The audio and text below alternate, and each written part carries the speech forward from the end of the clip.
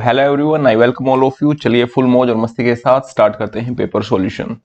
उम्मीद करता हूं आप कॉपी पेन लेके बैठे होंगे, क्योंकि काफ़ी एडिशनल चीज़ें भी साथ साथ आपको जो बताई जाएंगी वो आप नोट कर सकते हैं। फ्यूचर रेफरेंस के लिए आपके लिए अच्छी रहेंगी। तो ये है first question. The UK PM visited PM Modi's home stay dash Gujarat dash the first day dash his visit. इसमें देखिए चार ऑप्शन आपके सामने दिए हुए हैं। एक चीज कुछ बच्चों ने काफी बार सुनी होगी, on Wednesday, on Tuesday, on Thursday. Same way में होता है on the first day, on the first day, on the second day, on third day, same way में। अब आपको एक चीज कंफर्म हो गई होगी यहां से कि ऑन द फर्स्ट डे, क्योंकि ये चीज सबने सुनी हुई है। इस वे में बता रहा हूं मैं। अगर किसी बच्चे को प्रेपोजिशन की नॉलेज कम भी है तो उसका बेस लेके इस पेपर का सॉल्यूशन करवाया जा रहा है। अदरवाइज आपको 1 मिनट में बताया जा सकता है कि इसके साथ ये प्रेपोजिशन आएगी, ये आएगी, लेकिन रटना नहीं है, चीजों को समझना है। On the first day dash his visit. अब ये देखिए सेकंड नंबर पे ऑन ए ऑप्शन में आ रखा है और दूसरा किस में आ रखा है, डी ऑप्शन में आ रखा है।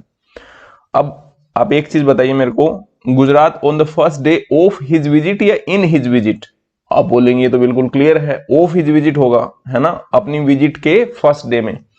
यहाँ पे ऑन हो गया, यहाँ पे ऑफ हो गया, सेकंड में ऑन, थर्ड में ऑफ, और फर्स्ट में Modi's home state of Gujarat. Only option A is correct.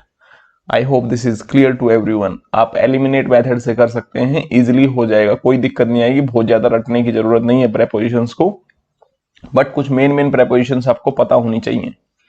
चलिए फिर नेक्स्ट की ओर बढ़ते हैं। Question number answer obviously A is the correct answer. Question number 2, select the option that expresses the given sentence in indirect speech. हमें एक चीज तो अच्छे से पता है कि इनडायरेक्ट स्पीच में टेंस कैसे चेंज होता है। देखो थोड़ा सा 1 मिनट लगेगी, बस ध्यान से सुनना। वॉइस होते हैं और नरेशन होते हैं, बच्चों को बहुत कंफ्यूजन होता है दोनों में। वॉइस में आपको ध्यान रखना है कि हमारी आवाज चेंज नहीं होती है। आपकी जैसी जो आवाज आज है वैसी ही रहेगी आपकी। मैं 10 साल बाद भी सुनूंगा तो मैं पहचान लूंगा कि यही आपकी आवाज है। तो इस वे में आप कॉन्सेप्ट से याद रख सकते हैं। अगर वॉइस, हमारी वॉइस चेंज नहीं होती, आवाज चेंज नहीं होती, इसीलिए वॉइस में टेंस भी चेंज नहीं होता है, ठीक है। बट नरेशन में टेंस चेंज होता है।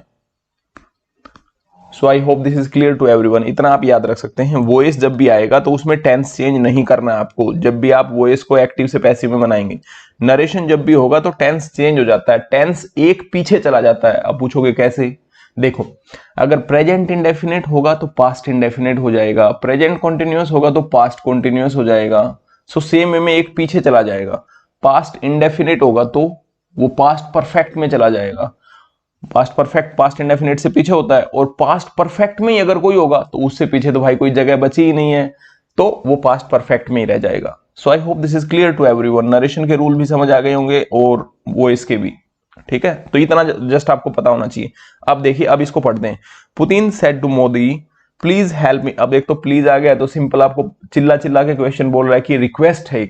अगर रिक्वेस्ट है तो नीचे आंसर में रिक्वेस्ट होना चाहिए। रिक्वेस्ट एक ही ऑप्शन में है, टाइम ही नहीं लगना चाहिए इसमें, आपका जस्ट 5 से 7 सेकंड का टाइम लगेगा बस पढ़ने में। प्लीज आ गया है तो रिक्वेस्ट आएगा, और किसी में रिक्वेस्ट दे नहीं रखा। ऑर्डर बिल्कुल गलत है, थ्रेटन बिल्कुल गलत है।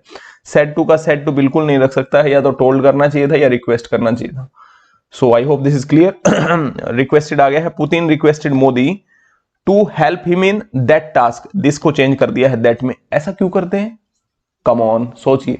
दिस को दैट में चेंज करते हैं, नाउ को देन में चेंज कर देते हैं। ऐसा इसलिए किया जाता है क्योंकि जब आप डायरेक्ट से इनडायरेक्ट बनाते हैं, मान लीजिए दो बंदे आपस में बात कर रहे हैं और आप उनकी बात को सुन रहे हैं, तो आप वो बात अब जब तीसरे बंदे को जाके बताएंगे तो तब होता है इनडायरेक्ट। समझ गए? दो बंदे आपस में बात कर रहे हैं और आप उन दोनों की बात सुन के जब तीसरे बंदे को जाके बताएंगे तो वो इनडायरेक्ट होता है। अब जब वो दो बंदे आपस में बात कर रहे थे तब तो वहीं पे टास्क था और वो उसी टास्क की बात कर रहे थे, दिस टास्क। लेकिन आप जब वो बात किसी दूसरे को जाके बताओगे तो आप बोलोगे भाई उस टाइम पे वो जो बंदे बात कर रहे थे उस टास्क की, है ना। तब वो यह टास्क नहीं रहेगा, वह टास्क हो जाएगा, उस टास्क की बात होगी। I hope this is clear to everyone. Same way में दिस डे का दैट डे हो जाता है। काफी जगह आपने देखा होगा नरेशन में दिस डे होता है, वो दैट डे हो जाता है। क्यों हो जाता है? वो इसलिए हो जाता है, मान लीजिए आप मेरे दोस्त हैं, मैंने आपसे पूछा हाँ भाई आप अपनी गर्लफ्रेंड से या आप अपने बॉयफ्रेंड से या फिर अपने किसी अच्छे दोस्त से कब मिले, तो आप बोलोगे आज ही मिला था। अब यही बात मैं 5 दिन बाद अगर जाके किसी को बताऊंगा तो मैं क्या बताऊंगा? कि मेरे को, मान लीजिए आपका नाम राहुल है, कि राहुल ने बताया कि वो आज ही मिला है, नहीं भाई, मैं बोलूंगा राहुल की और मेरी उस दिन बात हुई थी और उसने बताया था कि वो उसी दिन अपने दोस्त से मिला था, उसी दिन। तो ये उसी दिन वाली जो सेंस होती है ना इनडायरेक्ट में, इसके लिए लगाया जाता है कि दैट डे, जिस दिन हमारी बात हो रही थी, that day. I hope this is clear to everyone. और एक बार ये थोड़ा इसलिए बताया कि बार बार ये सब चीजें बेसिक बताने की जरूरत ना पड़े। So I hope question 2 is clear to everyone, A is the correct option. Next की ओर बढ़ते हैं। Question 3, Akshay Kumar knew that to apologise for tobacco advertisement. अरे हाँ, ये देखा होगा ना आपने tobacco advertisement, I hope maximum लोगों ने देखा होगा। अब अक्षय कुमार ऐसे बंदे हैं जो कि हेल्थ कॉन्शियस हैं काफी, और लोगों को मतलब अवेयर करते हैं, और वही खुद ही ऐड कर रहे हैं टोबैको की। विमल की एड है शायद, if I am not wrong, वो देख लेना आप लोग। तो उन्होंने ऐड कर दी है, ठीक है। शाहरुख खान थे और साथ में ये अपने अजय देवगन, और इनके साथ ये भी मिल गए अक्षय कुमार। तो उसके लिए काफी मतलब विवाद थोड़ा सा हो रखा है। So Akshay Kumar knew that to apologise, कि अगर वो अपोलोजाइज करेंगे for tobacco advertisement would tantamount to admitting he had failed. Tantamount का मतलब होता है किसी चीज के इक्वल हो जाना, बराबर हो जाना कोई चीज, कि भाई ये तो बिल्कुल उसी बात, वही बात हो जाएगी कि बिल्कुल गलती मानना सबके सामने। समझ रहे हो कि हाँ भैया उसकी बहुत बड़ी गलती हो गई, ये मतलब इसके इक्विवेलेंट हो जाएगी। टेंडम क्या होता है? टेंडम एक भाई साइकिल होती है, आपने मूवीज वगैरह में देखा होगा, जो डबल सीट वाली होती है, पीछे भी बैठ के एक बंदा पैडल मारता, आगे भी एक पैडल मारता, वो टेंडम होती है। टेंटलाइजिंग किसी चीज की लालसा, इच्छा। टेंजिबल होता है जिन चीजों को टच किया जाता है, टेंजिबल वर्सेज इनटेंजिबल। जैसे टेंजिबल एसेट्स होती हैं और इनटेंजिबल एसेट्स होती हैं, टेंजिबल, इनटेंजिबल। अब आप बोलोगे ऐसी कौन सी एसेट होती है जिसको टच नहीं किया जा सकता? बिल्कुल होती है भाई, ऐसी एसेट भी होती है जिनको टच नहीं किया जा सकता, बट वो अपने आप में एक एसेट होती हैं। जैसे जैसे मान लीजिए टेंजिबल का एग्जांपल लेते हैं, जैसे मान लीजिए आपका कोई प्लॉट है ना, लैंड प्रॉपर्टी है आपकी, कोई जमीन है, आप उसको टच कर सकते हो प्रॉपर्टी को, बट आपको जो नॉलेज है, मान लीजिए आप एक टीचर हैं, एक टीचर की बात करते हैं तो उसको काफी नॉलेज होती है, वो उसकी अपने आप में एक प्रॉपर्टी है, क्या आप उसको टच कर सकते हैं? नहीं, that is intangible. Same way में जैसे ऑनलाइन यूट्यूब प्लेटफॉर्म्स हैं, आपके ऐप हैं, काफी सारे प्लेटफॉर्म्स होते हैं, तो वो एक टाइप से उसको आप टच नहीं कर सकते हो ना, बट वो प्रॉपर्टी तो है। जैसे मान लीजिए किसी के 1 लाख सब्सक्राइबर्स हैं, क्या वो उन सबको उस टाइम पे टच कर सकता है? नहीं, बट यस दे आर। सो वो इंटेंजिबल प्रॉपर्टी होती है। ऐसे ही एक इंटेलेक्चुअल प्रॉपर्टी होती है, जो आपके दिमाग की जो प्रॉपर्टी होती है उसको इंटेलेक्चुअल प्रॉपर्टी बोला जाता है। I hope this is clear to everyone. वापिस बता देता हूं, टेंटामाउंट मतलब इक्वल होना, वो चीज उसके बराबर होना, वो tantamount to admitting he had failed. Next year बढ़ते हैं। It was difficult to dash Raman to watch a horror movie. किसी को किसी चीज के लिए मनाना, उसको बोला जाता है एक तो परसुएड करना, और एक होता है, इसी का सिनोनिम होता है कन्विंस कर लेना, किसी को अपनी बात मना लेना, ठीक है। जैसे ही convinced his parents to go for a trip, ऐसा होता है ना बचपन में, हम लोग स्कूल टाइम में बोलते हैं कि नहीं नहीं हमें तो ट्रिप पे जाना है, किस तरह मनाते हैं, घर वालों को खुश करते हैं। सो होता है कन्विंस करना या परसुएड करना। So obviously persuade is the correct answer. और परसुएड का जस्ट एंटोनिम होता है डिसुएड, ठीक है। कंसल्ट का आप लोगों को पता ही होगा, डॉक्टर से कोई भी चीज कंसल्ट करना ये। सो बाकी सब तो इजी है। कन्फर करना, जैसे ही was conferred with this prize, तो एक कोई भी बड़ी संपत्ति किसी को कन्फर करना होता है। और एक और कन्फर एज ए वर्ब भी यूज होता है, जिसका मतलब होता है कि कोई बड़े काम से पहले विचार विमर्श करना। बट इसमें मेन जो बात थी वो थी परसुएड की, परसुएड करना। It was difficult to persuade Raman, कि भाई उसको परसुएड नहीं किया जा सकता था क्योंकि वो तो बहुत बड़ा डरपोक था, है ना, वो देखना ही नहीं चाहता था हॉरर मूवी, तो उसको परसुएड करना हॉरर मूवी के लिए बहुत ही डिफिकल्ट था। I hope this is clear to everyone. चलिए बढ़ते हैं नेक्स्ट क्वेश्चन की ओर। Choose the option in which the usage of the word गलत है जिसमें, ठीक है। तो रन मतलब होता है भागना, और जब आप इन चारों सेंटेंसेस को पढ़ेंगे तो रन ओवर जो होता है ना, सलमान खान का एक बार केस आया था कि उनकी जो कार थी that run over a person. तो कार वगैरह जो होती है या फिर कोई मतलब व्हीकल होता है, उससे किसी को रन ओवर किया जाता है। हिंदी में इसका फ्रेजल वर्ब का मतलब होता है किसी को कुचल देना। So you can't run over him like that. So यहाँ पे एक दूसरे आदमी के बीच की बात हो रही है, तो वहां पे ये फ्रेजल वर्ब यूज नहीं हो सकती है आपस में, ये इनकरेक्ट यूसेज है। सो इसीलिए C is the correct answer. Next की ओर पढ़ते हैं। To be light years away. अब जो थोड़े बहुत साइंस के स्टूडेंट रहे होंगे भाई, तो उनको पता होगा कि लाइट ईयर तो भाई बहुत बड़ी डिस्टेंस होती है, ठीक है। लाइट ईयर, जैसा कि इट इज कॉन्स्पिकियस, कॉन्स्पिकियस का मतलब होता है बिल्कुल क्लियरली विजिबल होना कोई भी चीज। So it is conspicuous with the name itself. Light year मतलब लाइट एक साल में जो डिस्टेंस ट्रेवल करती है वो होता है लाइट ईयर। तो आप बोलो वो तो बहुत ज्यादा होगी, बिल्कुल भाई, लाइट ईयर जो डिस्टेंस होती है वो बहुत ज्यादा होती है। So to be light years away, इतना दूर होना, तो आप बोले तो नजदीक की तो बात हो नहीं रही, ऑब्वियसली लाइट ईयर अवे मतलब बहुत दूर होगी कोई भी चीज।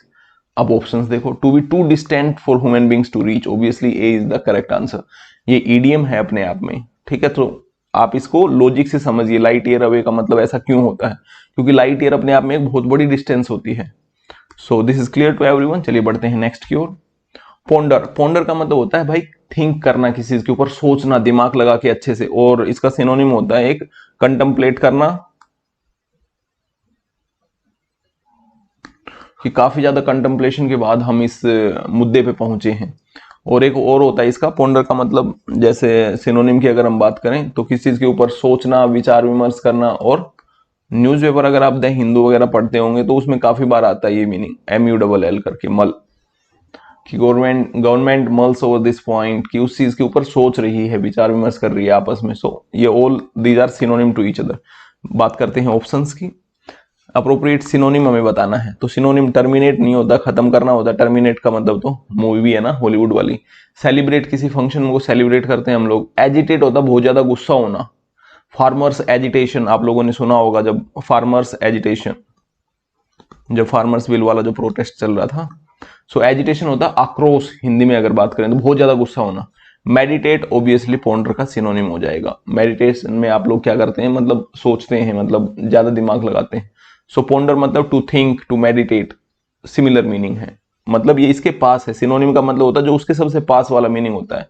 सो पोंडर का मतलब मेडिटेट, बिल्कुल इसका सिनोनिम है, ऑलमोस्ट सेम मीनिंग है। नेक्स्ट की ओर बढ़ते हैं। बैंग, एक तो बैंग ऑन करके एक सॉन्ग भी है इंग्लिश, और दूसरा आपने एक सेंटेंस सुना होगा, he bang the door with anger. Bang the door मतलब एकदम दरवाजे को पीटना, ठीक है, एकदम बाहर निकलते टाइम ऐसे गुस्से में। सो बैंग का मतलब होता है बीट करना। So option B is the correct answer है। नेक्स्ट देखिए, temptations of one kind. Temptations होती हैं चाहत, पैसे की, किसी और चीज की। So temptations of one kind और अनदर ल्यूर एवरीवन। ल्यूर का मतलब होता है लुभाना, किसी, लुभाना। और एक और इसी इससे सिमिलर मिलता जुलता है ल्यूक्रेटिव। ल्यूक्रेटिव आइटम्स होते हैं ना, ल्यूक्रेटिव का मतलब होता है जो बिल्कुल चमक धमक वाले हों, एकदम जिनको देख के आपका लेने का मन करे, ठीक है, वो ल्यूक्रेटिव आइटम्स होते हैं। सो ल्यूर एवरीवन, तो टेम्पटेशंस ऑफ वन काइंड और अनदर, किसी ना किसी तरह की जो चाहते होती हैं, ल्यूर एवरीवन, हर एक को लुभाती हैं। The important thing dash them from gaining a foothold in our mind. So देखो, ये तो वैसे ही नहीं हो सकता टू प्रिवेंट इन करके, तो है ना। और दूसरा प्रिवेंटेड, मतलब प्रिवेंट हो चुका, is prevented them from gaining, नहीं मतलब सेंस ही नहीं निकल रही है। To prevent is to prevent them from gaining a foothold in our minds. So option C is the correct answer, कि हमारे दिमाग में वो एक जगह ना बना लें, एक फुट होल्ड ना बना लें, उससे हमें उनको रोकना होता है। द इंपॉर्टेंट थिंग ये होती है कि हम उनको उस चीज से रोक पाएंगे, हमारे दिमाग में वो परमानेंट जगह बना ले। So option C is the correct answer. बढ़ते हैं नेक्स्ट की ओर। Antarctica is perhaps the one place on earth no one would have expected finding canyons found, to find या फाइंड, टू फाइंड होना चाहिए इसमें। No one would have expected to find canyons and yet scientists were surprised. फिर भी scientist जो थे वो बहुत सरप्राइज हुए to discover deep crevices that run for hundreds of kilometres. Crevices मतलब इस टाइप के जो रास्ते बने होते हैं ना, उनको बोला जाता है। उसमें मतलब लंबे लंबे, मतलब एक टाइप से दर्रे टाइप से बने हुए। So obviously C is the correct option. इसमें मेन जो छाटने वाली चीज है वो है फर्स्ट वाले उससे वर्ड से, टू फाइंड। डिस्कवर की जगह तो एक्सप्लोर भी हो सकता था, लेकिन टू फाइंड जो है वो बिल्कुल करेक्ट सेंस दे रहा है यहाँ पे। सो ये वैसे अपने आप में एक इन्फिनिटी वाला टॉपिक है, लेकिन आप जब पढ़ोगे तो आपको आई होप सेंस इतने निकाल पा रहे होंगे। Earth no one would have expected to find, किसी को एक्सपेक्ट नहीं था कि वहां पे कैनियंस भी होंगे। नेक्स्ट की ओर बढ़ते हैं।